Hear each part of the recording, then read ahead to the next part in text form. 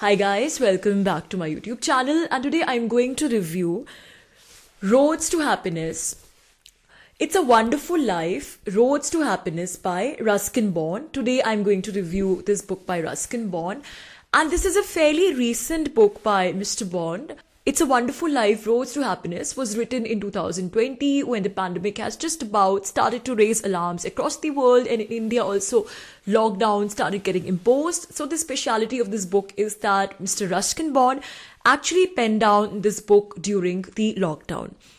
Now, coming to the book itself, the book is very different from other Ruskin Bond books. So if you're a regular Ruskin Bond reader, you should definitely read It's a Wonderful Life, because generally what we get to see in Mr. Bond's books is short stories, that storytelling narrative style. He's famous for those short stories. But It's a Wonderful Life is more about, his reflections, philosophical ruminations on life, the places he has grown up in, the kind of world we are living in during the times of the pandemic. And there's quite a bit of reflections on politics as well in It's a Wonderful Life, Roads to Happiness, which is something, I think it rarely finds mention in his other books, the whole angle of politics. So now, why you should read A Wonderful Life? Of course, you should read it for our favorite author, Mr. Ruskin Bond, but also for the fact that it is one book that gives you maximum insight into the life of, Ruskin Bond, the person. As I said, that this is the book which has the maximum autobiographical element. The whole book is divided into three sections: vignettes, essays, and diary entries.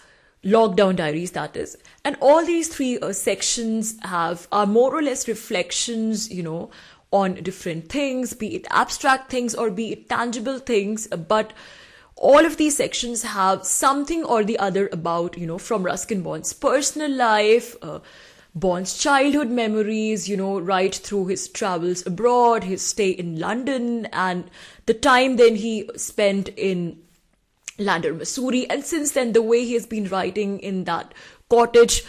All memories associated with Ruskin Bond's life, past and present, are there in It's a Wonderful Life. So I think this is a beautiful, beautiful book if you want to know more about Ruskin Bond, the person.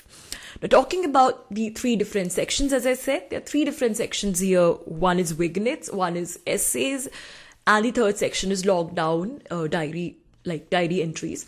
Now let's go through these sections one by one. Vignettes is a section where, Ruskin Bond picks the most random and the most seemingly commonplace of things, like, an old oak tree or the wind or the idea of silence or even earthworms. And, through his storytelling, through his very interesting and humorous writing style, he weaves a short story around it. And every story in the vignette section is like a fable.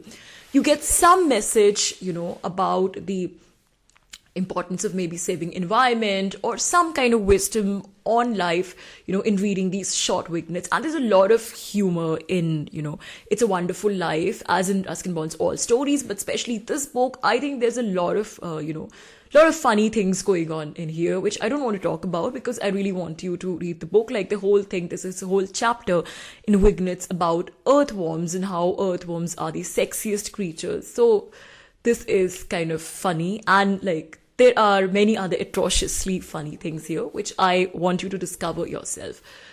The second section, which is the essay section, more or less has a lot of recollections from Mr. Bond's personal life. So in this section, it's a delightful section if you want to know more about, not just his life, but the history of Lander, the history of Missouri, and, the whole thing about sort of the India in general in which Mr. Bond was living, in which he grew up in, and how that India is vastly different from today's India. So you find, the most randomest of things, the most randomest of topics here, you get the critique of smart cities, to other things, and everything that you get here, you get along with, little incidents, little details from Mr. Ruskin Bond's own life. There's this one bit, I think, about the GP, the general practitioner, the family doctor, how the family tradition of family doctor, the one who comes and visits you in your household, that tradition is on the wane, since now everybody is working, all the doctors are working in fancy big hospitals, and it's become fancy to visit a hospital. But that bonding between the family doctor and, the patient is missing these days. So it's these little things about, the old times, the wonderful times that Mr. Bond, Ruskin Bond, is recalling with nostalgia in these essays. And during the times of the pandemic, I think it's very relevant, because just as he's recalling these little things which seem bygone, just as he's recalling these, minute details of his everyday life, how he enjoys breakfast, to how the monkey snatches his sandwiches and he'd rather not eat sandwiches because it would spoil his figure or something like that. The way he recalls these little details, similarly, when we are struck with the situation of the coronavirus pandemic, we are also, we have also learned to take pride, to take pleasure, to derive happiness from the little things of life, bonding with friends and family members, rather than looking at the larger scheme of things.